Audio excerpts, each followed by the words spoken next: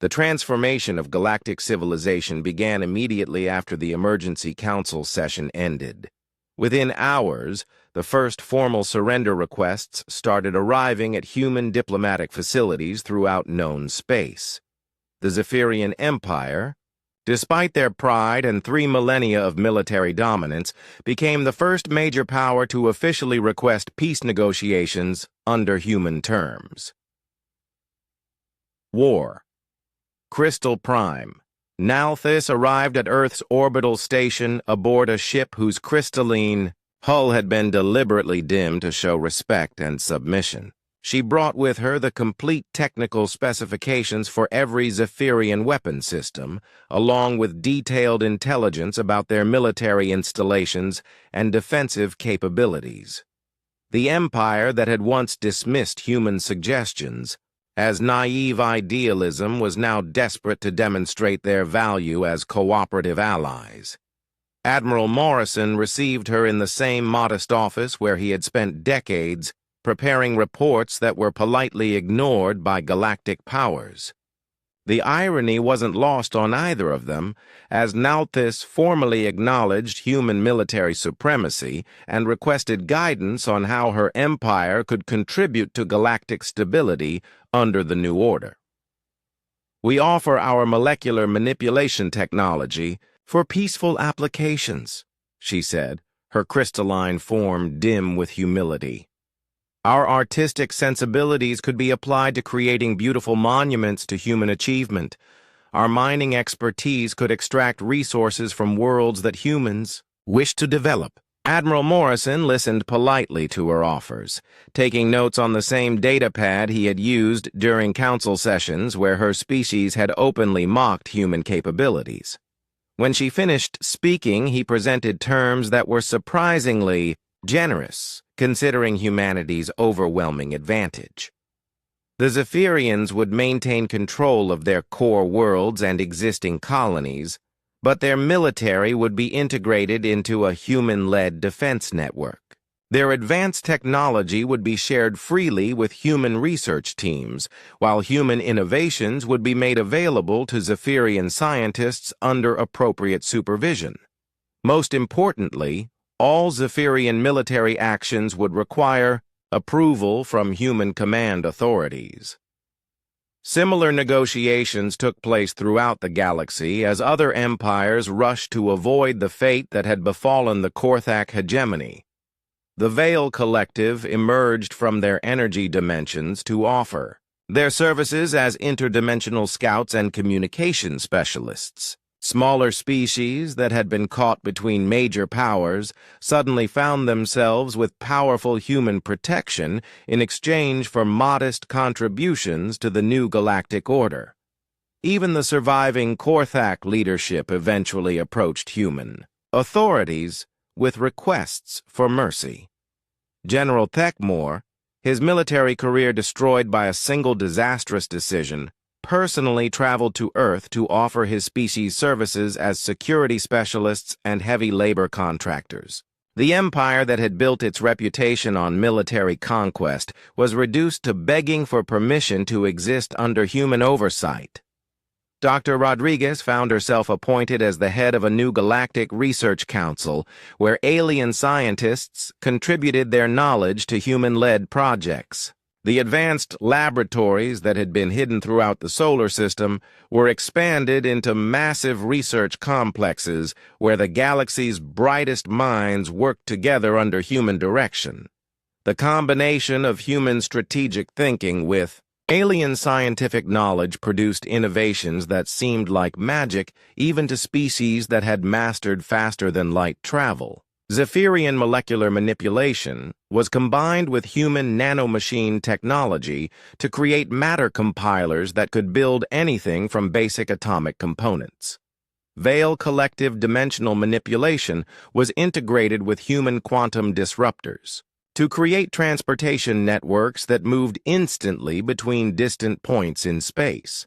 But the most significant change was the establishment of monitoring stations throughout galactic space. Captain Turner's stealth fleet, no longer hidden behind holographic camouflage, deployed advanced surveillance systems to every inhabited star system. These installations appeared to be simple communication relays and navigation beacons, but they actually monitored every ship movement, every military transmission, and every political development in real time.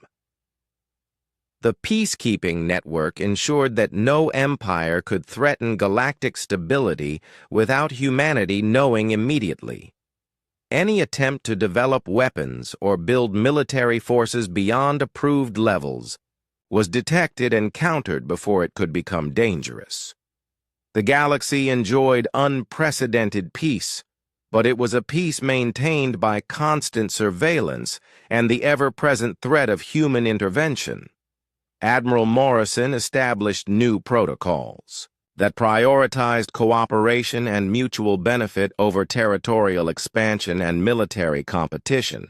Trade networks were reorganized to ensure fair distribution of resources, with human oversight preventing any single species from gaining too much economic power. Diplomatic disputes were resolved through human mediation rather than military confrontation.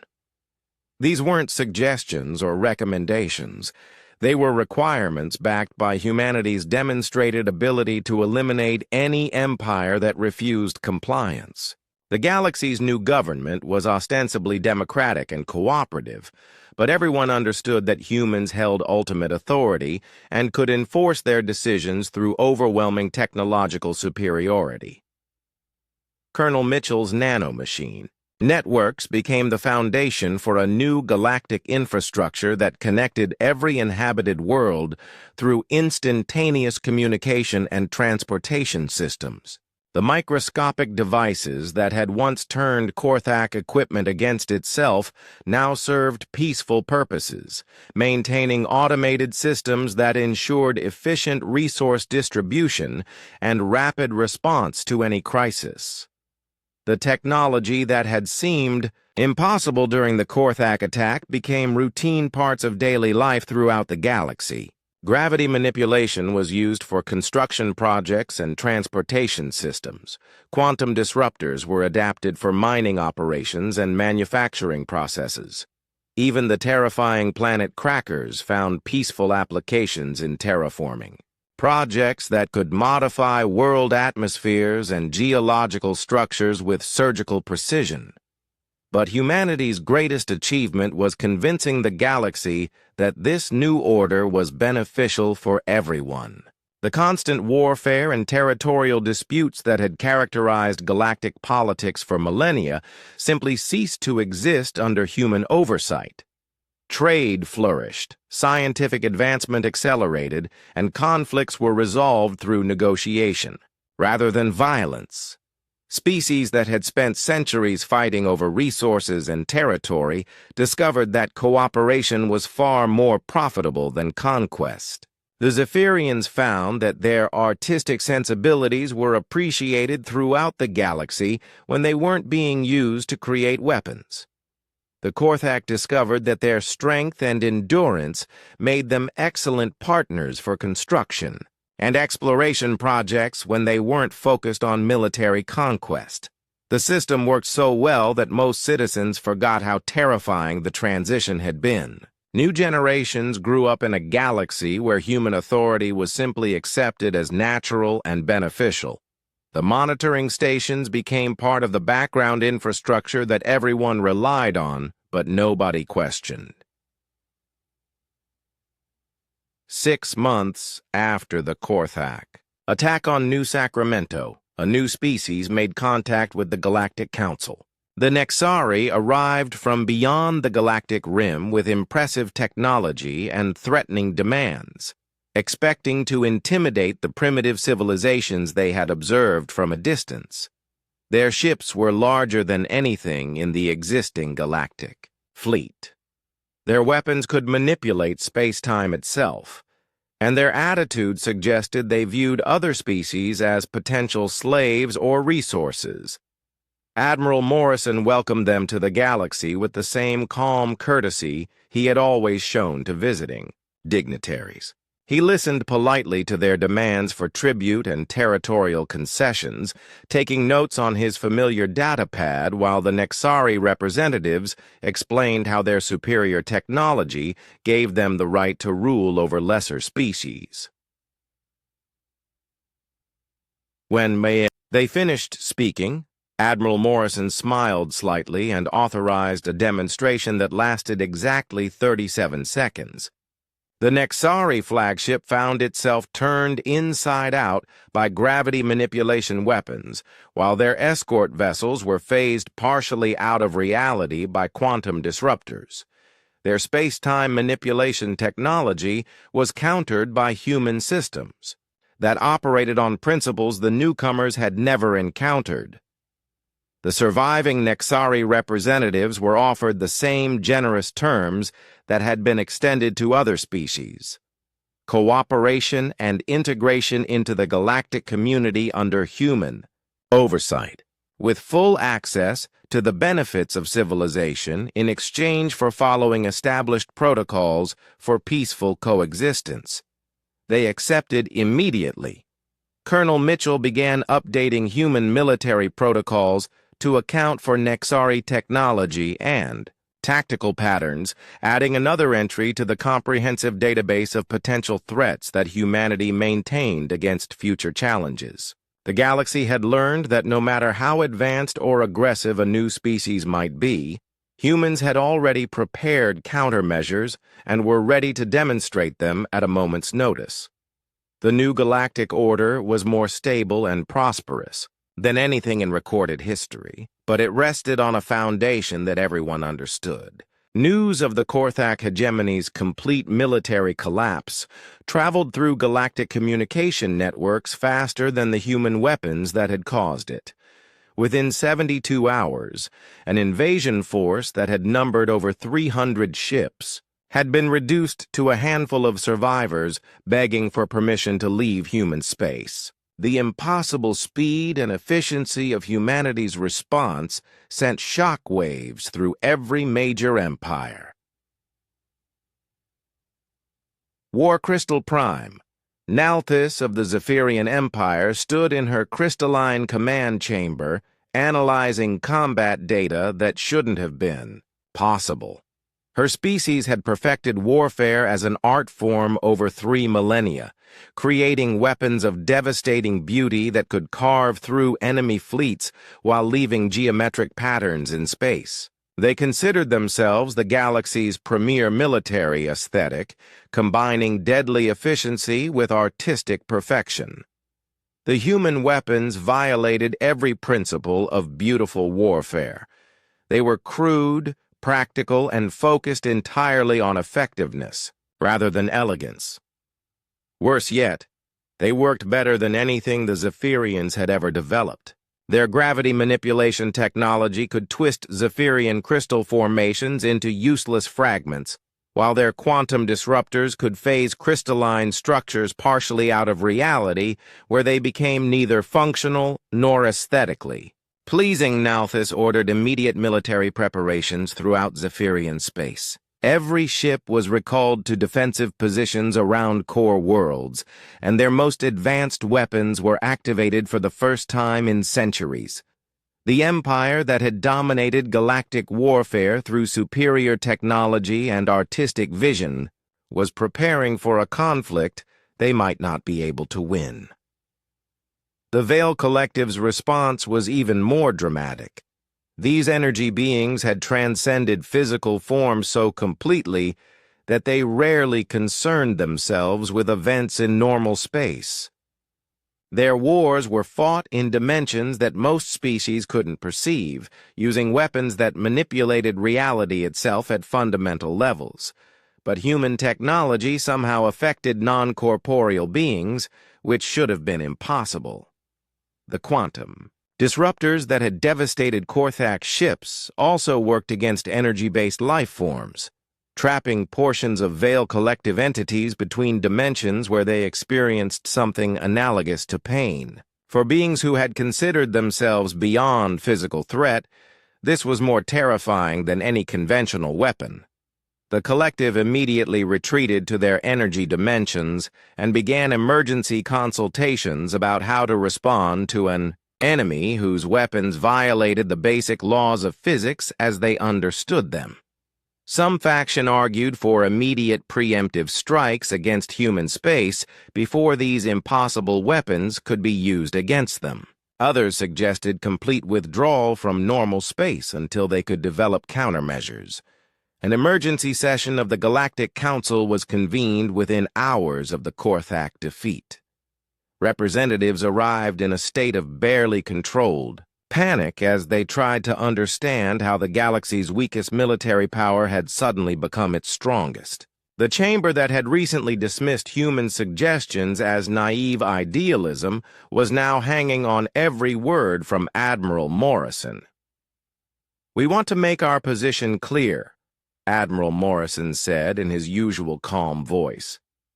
"Humanity has no territorial ambitions beyond protecting our existing colonies and trade routes. We have no interest in conquest or domination. We simply want to ensure that aggressive actions like the Korthak attack on New Sacramento never happen again." His words were carefully chosen and delivered with the same quiet respect he had shown for 50 years. But now every representative understood that this man commanded weapons that could eliminate their entire civilization within days. His peaceful tone was more terrifying than any amount of aggressive posturing because it suggested that humans could destroy them without even getting emotionally involved in the process. General Thompson appeared via holographic projection to provide technical details about human military capabilities. He explained that the weapons demonstrated against the Korthak represented only a small fraction of humanity's true arsenal. There were systems in development that could affect space-time itself, creating localized areas where different physical laws applied.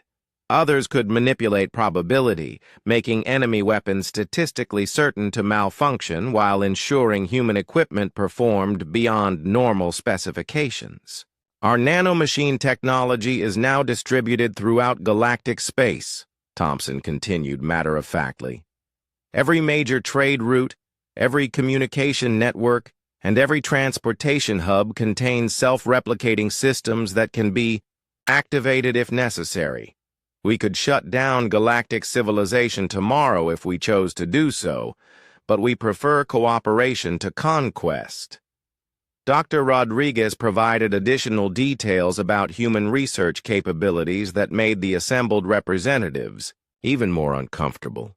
Her laboratories had developed weapons that could target specific genetic patterns, eliminating enemy species while leaving closely related ones completely unharmed. They had created temporal weapons that could age enemy equipment to uselessness while keeping human technology functional. They had even designed reality manipulation devices that could rewrite the fundamental constants of physics in localized areas. But perhaps the most disturbing revelation was the scope of human intelligence gathering. Captain Lisa Barnes, now commanding the revealed dreadnought UES Retribution, demonstrated human tactical superiority by analyzing the defensive capabilities of every ship in the council chamber.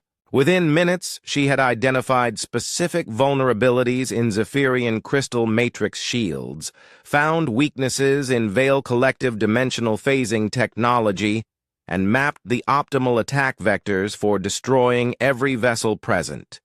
"We've been studying your military capabilities for 50 years, she explained casually. "Every joint exercise, every technology demonstration, every diplomatic meeting has provided valuable intelligence. We know exactly how to counter every weapon system in your arsenals, and we've developed specific tactics for fighting each of your species." The representatives realized that humanity's apparent weakness had been a carefully orchestrated deception. Every time they had condescendingly explained their superior technology to human observers, they had been providing intelligence that would be used against them. Every time they had dismissed human capabilities as primitive, They had been underestimating an enemy who was studying them with scientific precision. Commander Garcia provided the final demonstration that convinced everyone of humanity's overwhelming superiority. His ship's advanced sensors analyzed the council chamber itself and identified ways to selectively eliminate specific representatives while leaving others unharmed. The targeting systems could distinguish between different species at the genetic level and apply appropriate countermeasures for each one. We could eliminate every Korthak in this room while leaving everyone else completely unaffected, he said calmly. Or we could target only the Zephyrians, or only the Veil Collective. Our weapons are precise enough to kill specific individuals, while standing next to others who would never know anything had happened. The implications were staggering. Humanity could conduct surgical strikes against enemy leadership while leaving civilian populations untouched. They could eliminate specific military units while preserving industrial infrastructure. They could even target enemy weapons while leaving the people who operated them completely unharmed, turning conquest into a simple matter of technological superiority. Veltar's crystalline form had lost much of its earlier brightness as she processed the reality of humanity's capabilities. The Zephyrians prided themselves on elegant solutions to military problems, but human technology was so far beyond anything they had imagined that resistance seemed pointless. Their most advanced weapons were toys compared to systems that could manipulate reality itself. "What do you want from us?" she asked in a voice that no longer held any trace of condescension. Admiral Morrison smiled slightly, the first display of emotion he had shown during the entire presentation. "We want exactly what we've always wanted: peace, cooperation, and mutual respect. The difference is that now we have the capability to ensure that everyone shares these goals." General Thekmore, participating via emergency communication from the remnants of his fleet, asked the question that everyone was thinking. "How long have you possessed these capabilities?" "We began development the day we joined the Galactic Council," Admiral Morrison replied. "Everything you've seen today has been operational for decades. We simply chose not to reveal it until someone forced our hand." The chamber fell silent as representatives contemplated the implications. For 50 years, humanity had been capable of conquering the entire galaxy, but had chosen instead to work within existing power structures. They had submitted to dismissive treatment and condescending attitudes while possessing weapons that could eliminate any species that annoyed them. The galaxy was facing an enemy that was not only technologically superior, but also demonstrated a level of strategic patience and long-term planning that was unprecedented. Humans had spent half a century appearing weak while becoming strong, and they had done it so effectively that nobody had suspected the truth until it was too late to matter. The human response began not with massive fleets or devastating weapons, but with something far more terrifying to any military commander: the complete loss of control over their own systems. Lieutenant Commander Nina Foster sat in the bridge of the UES Ghost Protocol, a ship that had never appeared on any official registry and existed in a state of technological impossibility that would have fascinated alien scientists if they had known about it. Nina's fingers moved across control, interfaces that manipulated quantum entanglement networks spanning the entire galaxy. Every communication satellite, every navigation beacon, and every computer system in Korthak space was about to become her personal playground. The invasion fleet orbiting New Sacramento had just connected to their standard military networks to download updated tactical data, and that connection was all she needed. Within 30 minutes, every Korthak vessel in the system lost secure communications. Their quantum-encrypted channels began broadcasting random noise. Their backup systems mysteriously failed, and their emergency protocols activated and then immediately shut down. Ships that had been coordinating perfectly suddenly found themselves operating in complete isolation, unable to confirm orders or report status to their commanders. General Techmore stood on his flagship bridge watching his tactical displays flicker and distort as incoming data became increasingly unreliable. His communications officer reported that they were receiving conflicting orders from Hegemony Command, some directing them to continue the occupation, while others commanded immediate withdrawal. Navigation systems were showing their current position, as simultaneously being in 3 different star systems. But this was only the beginning. Captain Alex Turner's stealth division had spent decades hiding in plain sight, and now they revealed the true scope of their deception. What the galaxy had assumed were 12 human dreadnoughts were actually 48 vessels using holographic camouflage technology that could make one ship appear to be something completely different. The Korthak sensors had been tracking human fleet movements for years, carefully cataloging the location and capabilities of every vessel in Earth's military. They knew exactly where each ship was supposed to be and what weapons it carried. This intelligence had been crucial to their decision to attack New Sacramento, since they were confident that no human reinforcements could arrive in time to affect the outcome. They were wrong about everything. Captain Turner's flagship, the UES, Shadowhawk, materialized directly behind the Korthak battle line as its camouflage systems shut down. For 50 years, it had been hiding in the sensor shadow of a civilian transport, appearing on scans as nothing more than a cargo container attached to the larger vessel. Now it revealed itself as a warship whose design principles would revolutionize galactic warfare. The Shadowhawk didn't engage in traditional ship-to-ship combat.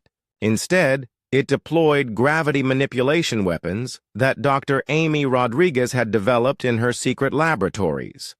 The nearest Korthak cruiser suddenly found its internal structure rearranging itself as artificial gravity fields compressed some sections while expanding others.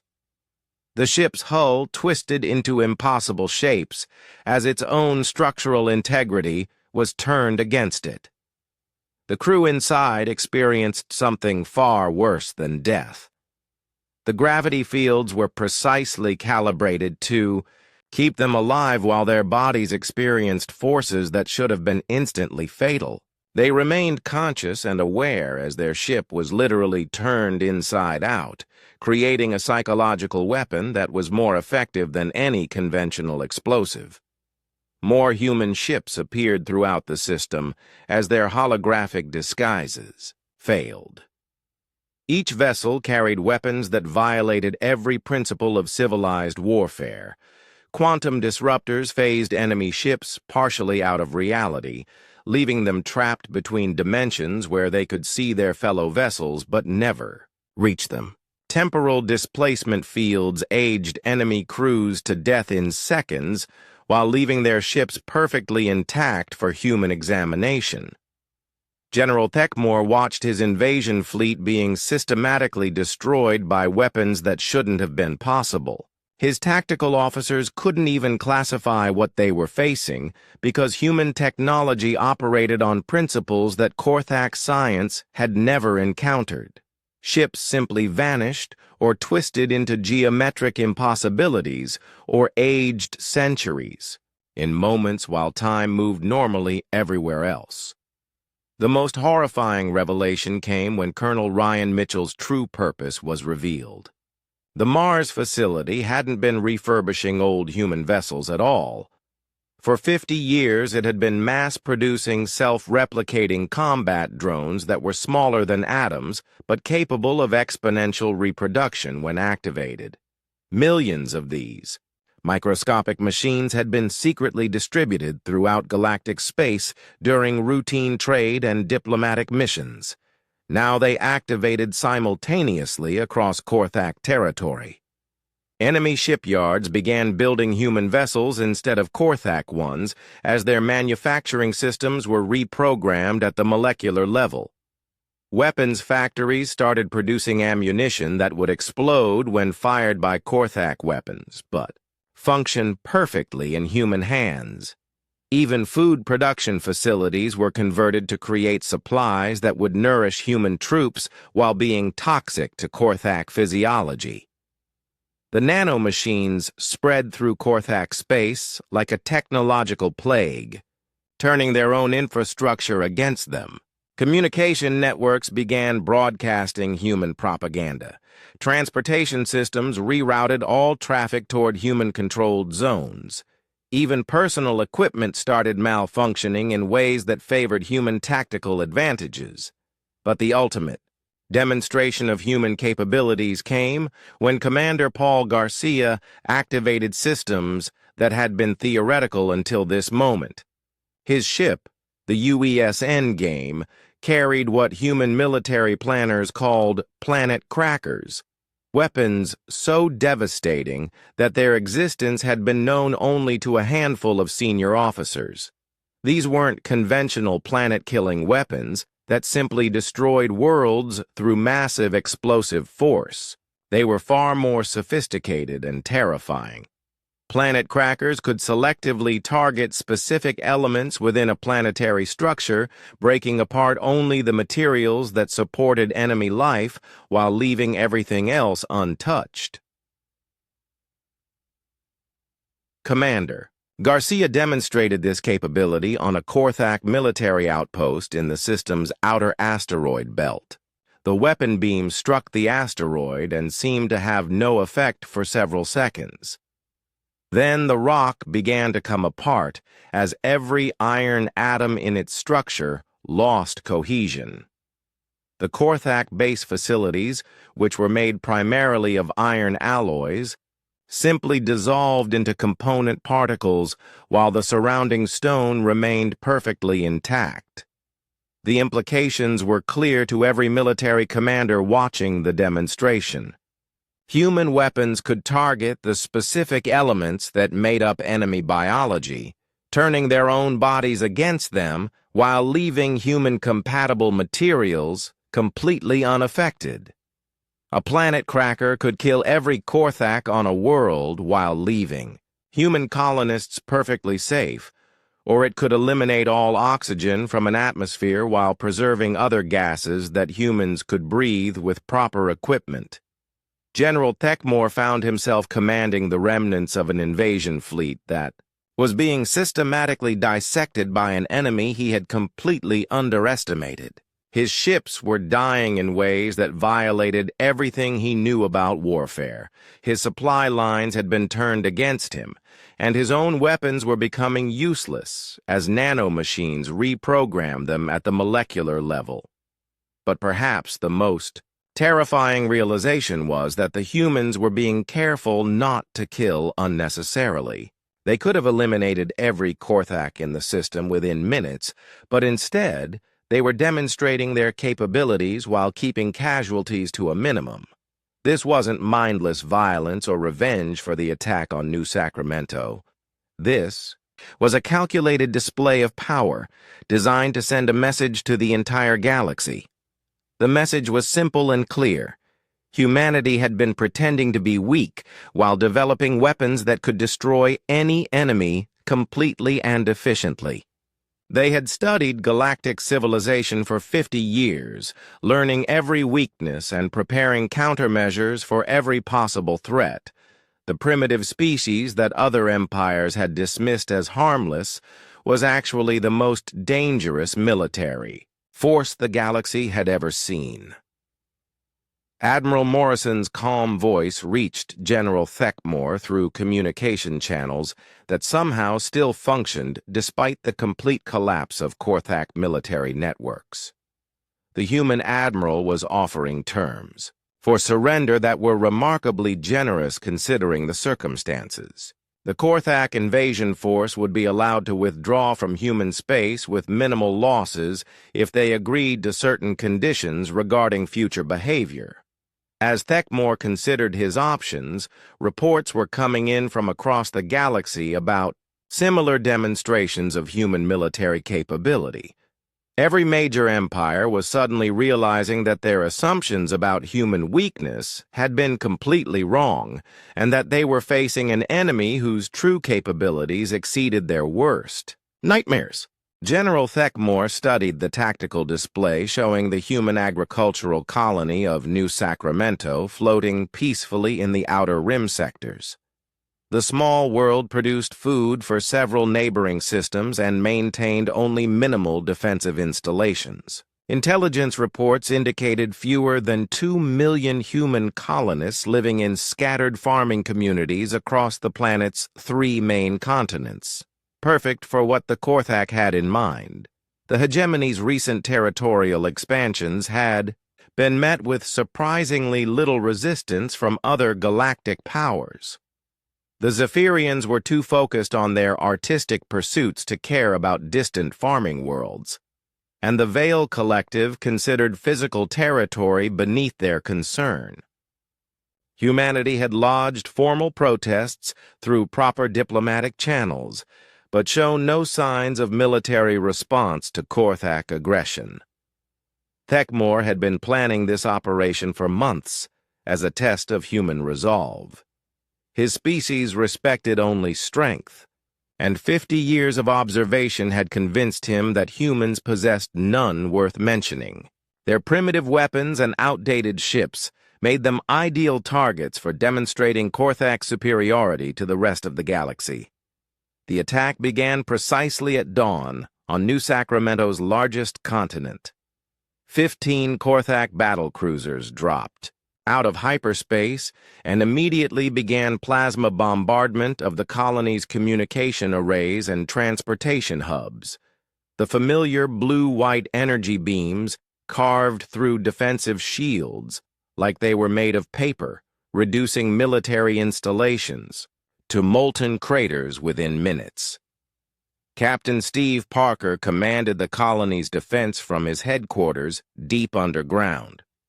His garrison consisted of 300 human soldiers equipped with kinetic rifles and basic body armor that looked primitive compared to Korthak military gear. The colony's air defense system included only a dozen missile batteries and some automated gun turrets that fired simple projectiles instead of energy weapons.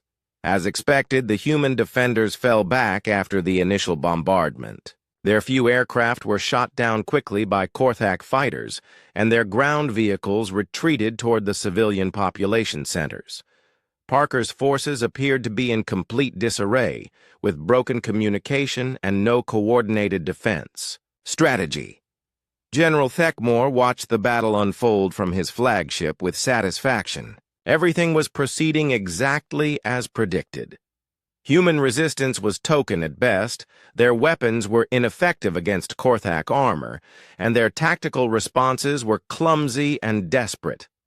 Within 6 hours, his forces had secured the 3 main spaceports and were advancing on the planet's capital city, but something was happening that Thekmor didn't notice. Major Kate Williams had been quietly implementing evacuation protocols that had been planned and practiced for years. While the Korthak focused on destroying obvious military targets, she was moving civilian populations through hidden underground networks that connected every major settlement on the planet. More importantly, she was uploading detailed combat data to a secure military network that reached far beyond New Sacramento. Every Korthak weapon signature was being recorded and analyzed. Every shield frequency was being measured and cataloged. Every tactical pattern was being studied by human intelligence systems that had been designed specifically for this purpose.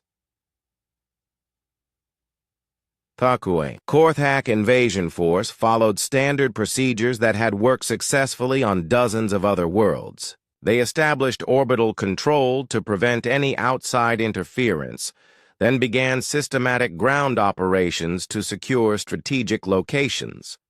Their commanders expected minimal resistance from the demoralized human defenders who were clearly outmatched. In every category of military capability, Captain Parker's defensive strategy seemed to confirm Korthak assumptions about human incompetence.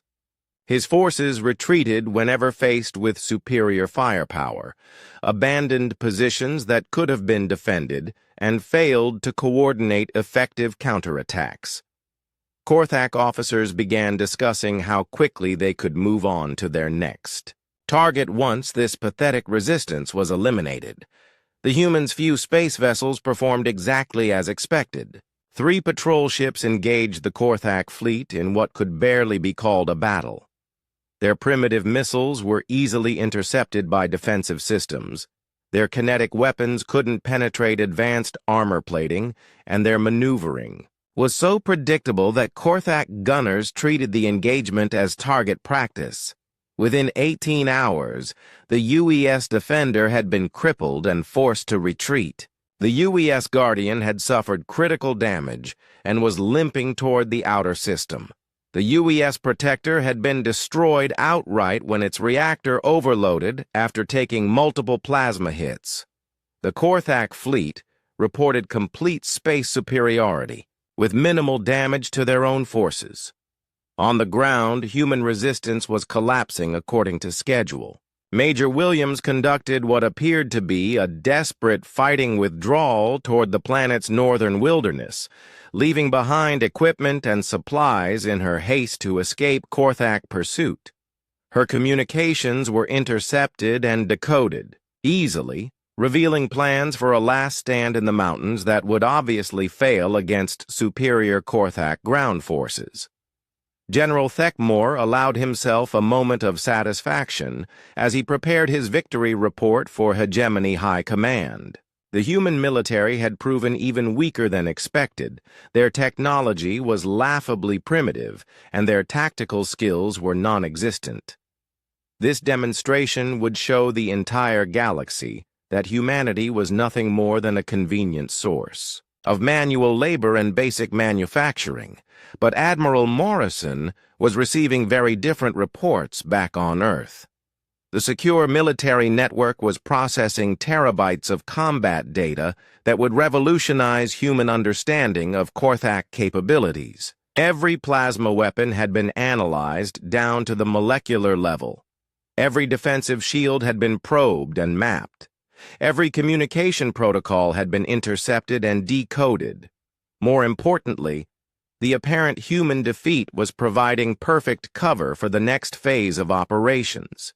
While Thekmore celebrated his easy victory, Admiral Morrison was authorizing responses that had been planned for decades but never implemented.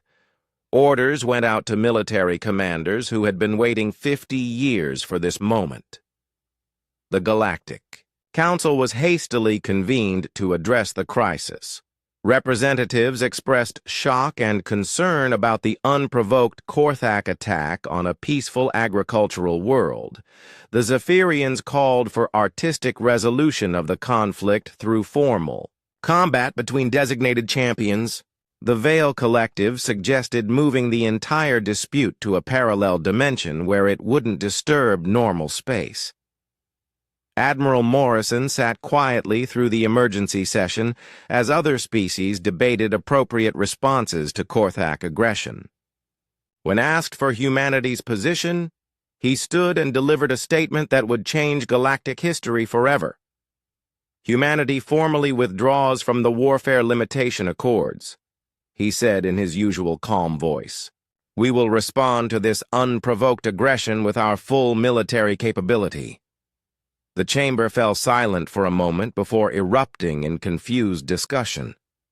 Representatives had assumed this was empty posturing from a grieving species that had just watched one of their colonies fall to superior forces. Nobody took the threat seriously because everyone knew exactly what humanity's full military capability looked like, and it wasn't impressive.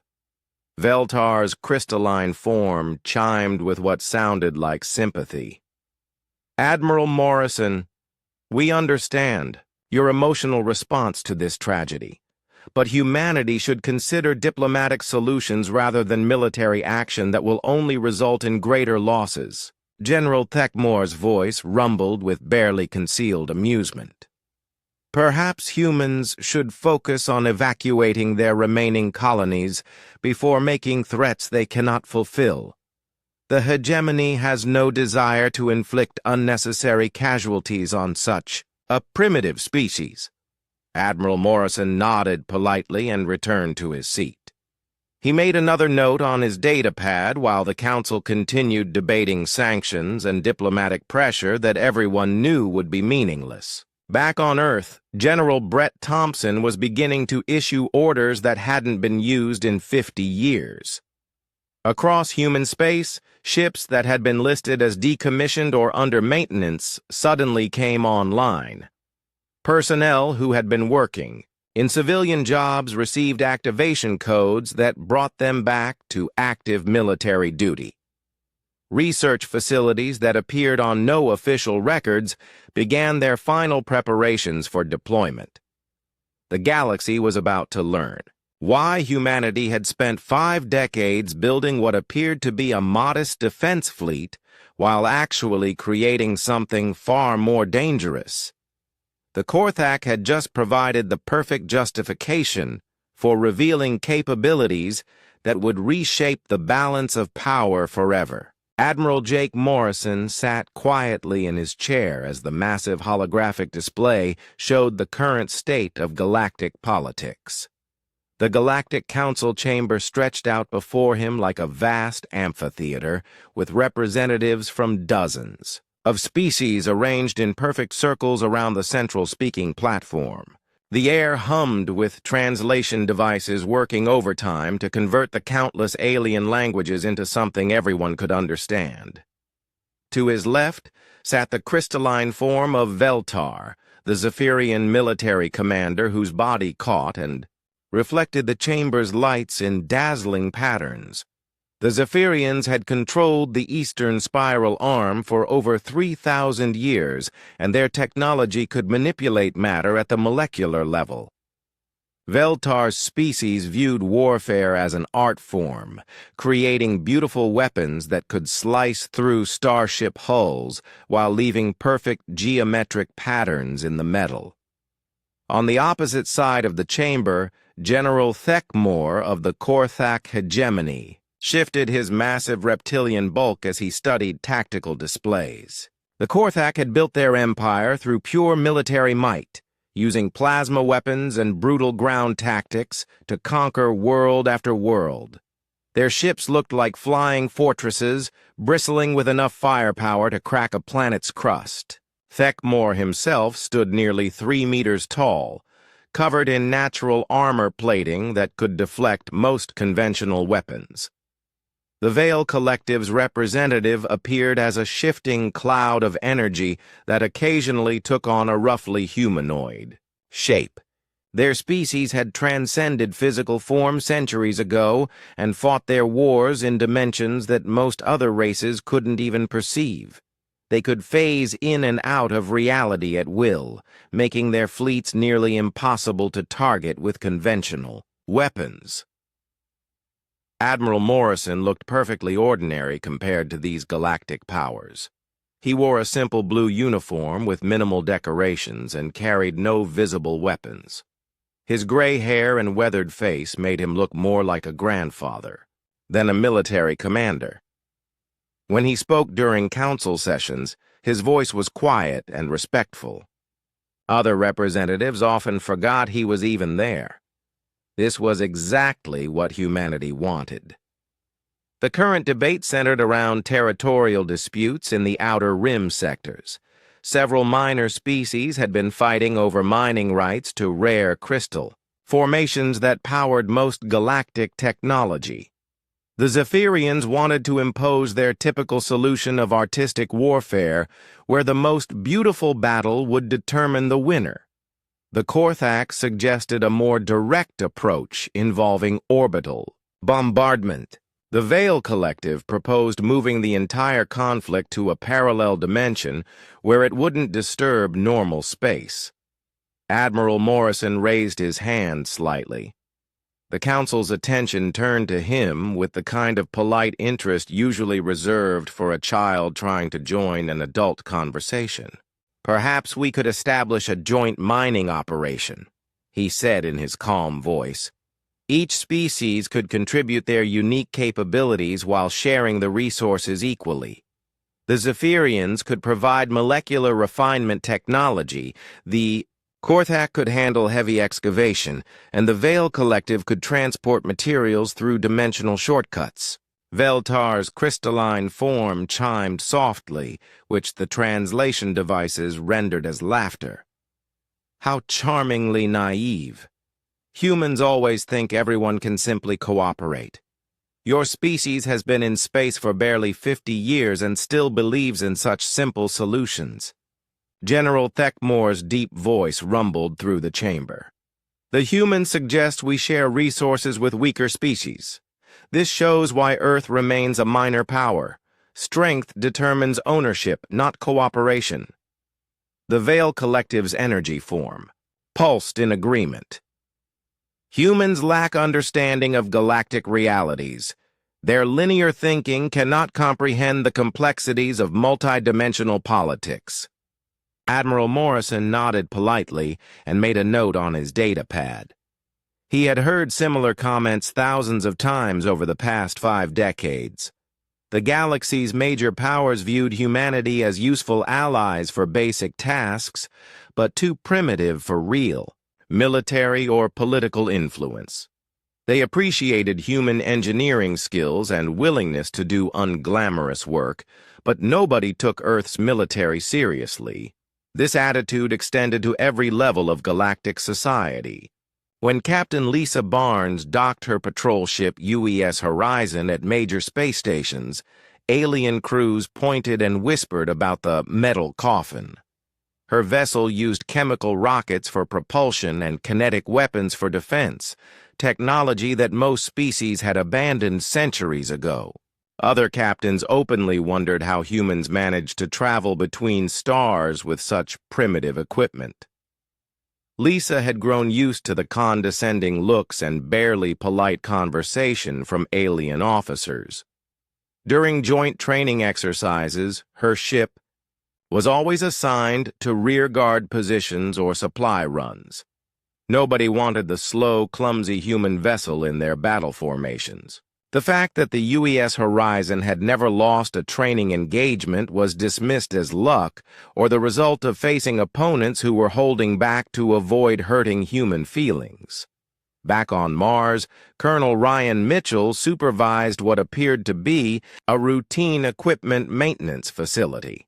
Official records listed it as a depot for refurbishing old human vessels that were too outdated for frontline service. Alien inspectors who visited as part of standard treaty obligations saw exactly what they expected: humans trying to keep ancient ships functional with spare parts and creative engineering.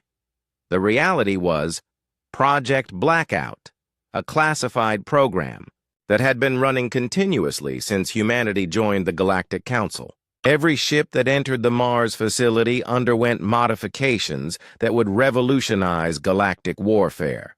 But these changes were hidden so carefully that even detailed scans showed nothing unusual.